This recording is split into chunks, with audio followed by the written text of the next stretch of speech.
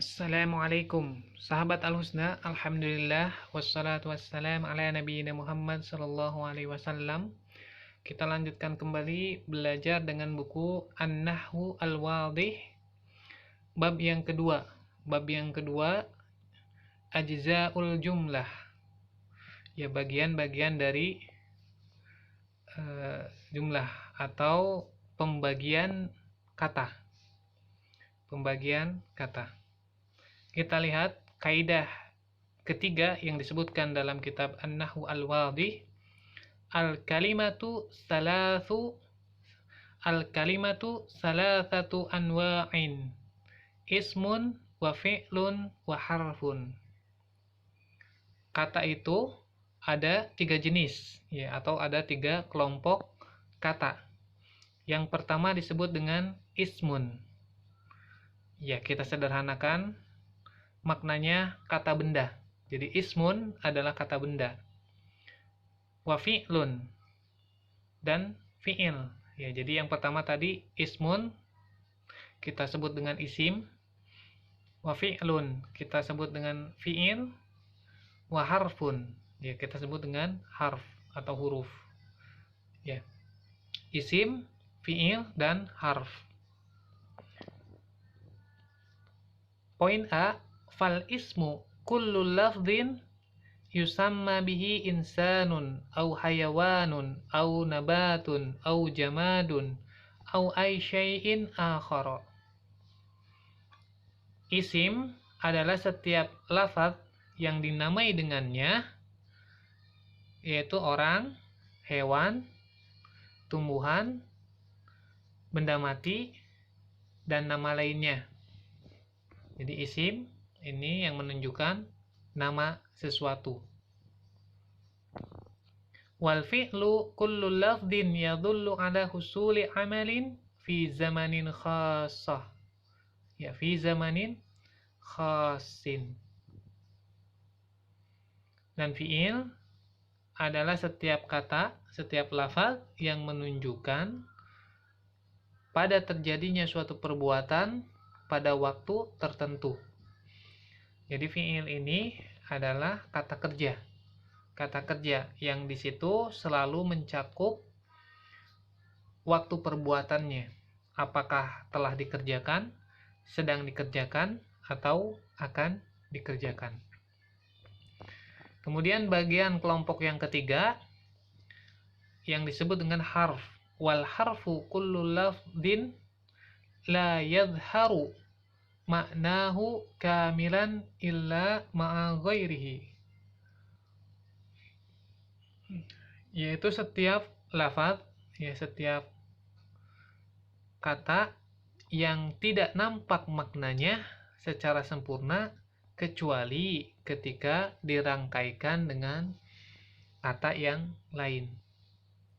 Ya, jadi ini harf ini tidak memiliki karakter isim dan tidak memiliki karakter fi'il. Ya. Ada kelompok tersendiri harf. Istilah ini, ya, istilah harf di sini istilah yang digunakan dalam susunan kata, berbeda dengan harf yang kita kenal dengan huruf atau huruf hijaiyah. Ya, itu satu persatu huruf, ya, disebut harf. Tapi kalau yang dimaksud di sini, al-harfu di sini, yaitu yang digunakan dalam susunan kata. Ya, jadi akan memiliki makna ketika digabungkan dengan kata yang lain. Ya, bukan berarti satu huruf, ya, karena harf ini ada yang satu huruf, 2 huruf, 3 huruf, 4 huruf, bahkan bisa jadi 5 huruf. Ya. Kemudian kita lihat di sini kita bantu dengan warna, ya, supaya kita mudah membedakannya.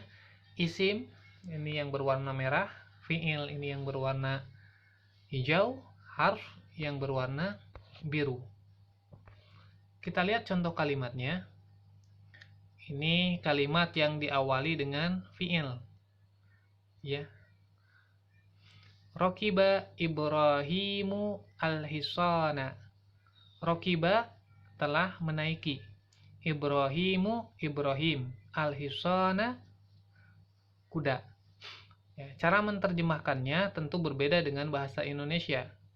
Ya, kalau dalam bahasa Indonesia selalu diawali dengan subjek. Subjek, predikat. Ya, di sini subjeknya atau pelakunya adalah Ibrahim. Kemudian predikatnya kata kerja menunggang atau menaiki. Al-hisana ini objek. Jadi diterjemahkannya Ibrahim menunggang kuda. Yuda'ibu Ismailu al-qitta. Yuda'ibu bermain-main. Ismailu 6 orang Ismail. Al-qitta kucing. Ya, diterjemahkan Ismail bermain-main terhadap kucing. Yahsudu al-fallahu al-qamha. Al-fallahu petani. Yahsudu memanen. Al-qamha gandum. Ya. Jadi ini diawali dengan fi'il ya, fi'il. Ta'kulu asyatu fulan wa sya'iran. Ya, ta'kulu ini fi'il. Asyatu ini isim. Ya, salah satu tandanya adalah ada alif lam. Fulan ini juga isim. Salah satu tandanya adalah ada tanwin. Ya, kalaupun misalnya nanti kita tidak memahami maknanya, tapi bisa dilihat dari tanda-tandanya. Isim itu ada alif lam, ya, atau ada tanwin, itu pasti isim. Wasa'iran ini juga isim. Wa, nah ini di dalam abjad, wa tidak memiliki makna. Ya, tidak memiliki makna. Tapi ketika digabungkan di dalam kalimat, wa ini menjadi bermakna.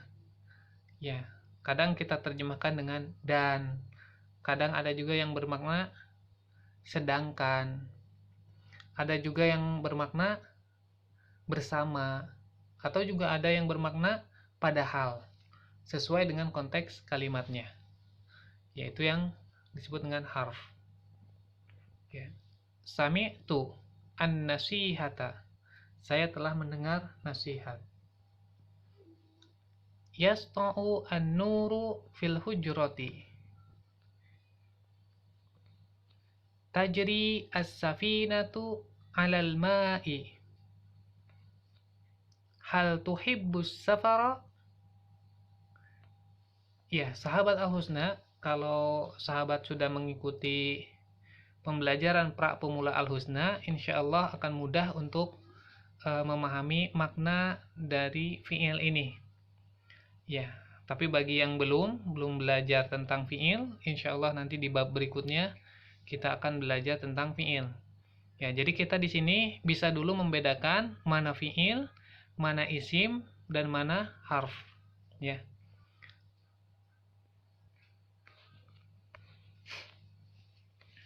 Ya, dan nanti akan lebih diperjelas lagi ya. Kita belajarnya secara bertahap.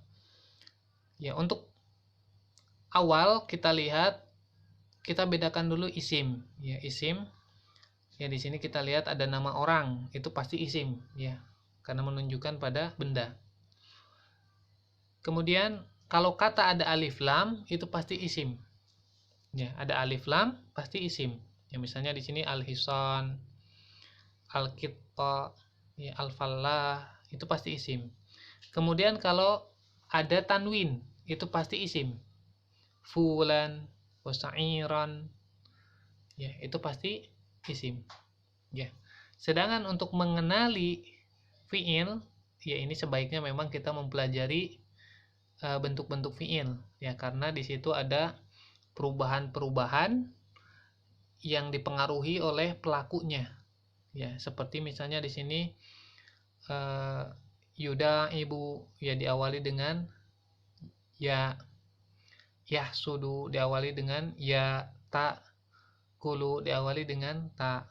Itu karena ada perubahan pada dikarenakan pelakunya. Ya. Jadi poin di sini kita mengenali dulu apa yang mana itu fiil, mana itu isim, dan mana harf. Ya.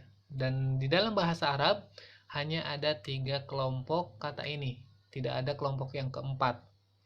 Ya. Jadi suatu kata hanya akan termasuk salah satu dari kelompok ini. Ya. Di sini yang disebutkan, yang dititik beratkan pada buku An-Nahwul Al-Wadih yang disebutkan, ya kalau kita perhatikan kata-kata Ibrahim, Ismail, dan Al-Fallah, ya semuanya menamai orang, maka itu termasuk isim. Kemudian Al-Hison, Al-Kit, Asyad, ya itu menyebutkan jenis-jenis hewan. Yang berikutnya Al-Qamh, ya Al-Qamha, Al-Fula, Was-Sa'ira, yaitu menyebutkan jenis-jenis tumbuhan. Ya, jadi diperhatikan juga, jadi yang menyebutkan nama orang atau nama jenis, ya nama orang atau nama jenis, maka itu termasuk dari isim. Ya, insyaallah.